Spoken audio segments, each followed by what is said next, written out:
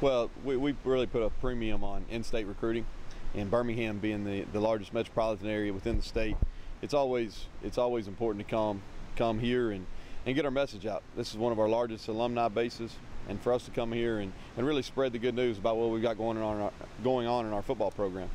You talk about in-state recruiting when you're battling the bigger schools and even UAB coming back and everything. Just what kind of premium is put on some players that are from Alabama? Well, it's huge. We signed 14 our first year, and we even signed a higher number than that in our second recruiting class there at Troy. And the thing that there's such quality football in the state of Alabama, and I think a lot of it goes to the level of importance and in the schools, the level of coaching. And there's a lot of really good collegiate programs within the state. The thing that makes Troy a little bit different is we're unique. We've got an on-campus stadium.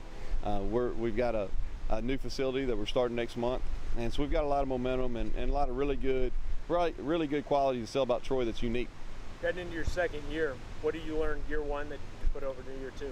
Yeah, I don't think your newscast is long enough. We learned so much. I don't know if anything prepares you to be in that position, regardless of experience, how long you've been a coordinator, any of those things. Until you've been put in that position, you got to make those decisions. I don't think you can prepare for it. So I probably learned as much or more than anybody on our football team during year one, and I'm looking forward to it. I've got a much better feel for the job, and I think our culture is starting to change. We've got a good base returning, and I'm excited about it. Our schedule sets up a lot better as well.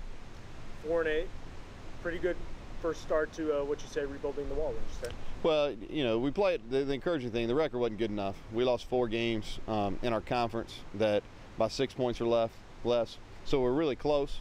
But at the end of the day, we didn't get it done. So we've got to take that next step. We've got to win some close football games. And I think we've got things in place to do it. And our schedule sets up a lot better. We've played 6 home games. We only played 1 school from a Power 5 conference. So those are encouraging. I'm really looking forward to getting into fall camp and seeing how it plays out. You've had to deal with your first 2 years things that no coach hopes he has to. You've lost a couple players. Yeah. What has that been like to try and to keep the team together and get them through that and keep building? Yeah, well, without a doubt, the 2 toughest things that I've dealt with as a head coach are the loss of Corey McCullers a year ago this summer, and then Nathan Harris about 6 weeks ago. I don't think there's anything that prepares you for it.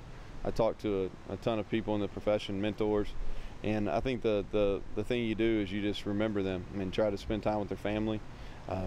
In our football team we're still mourning. I think we're in a healing process. Great thing is both those kids were phenomenal human beings, and we know where they lay.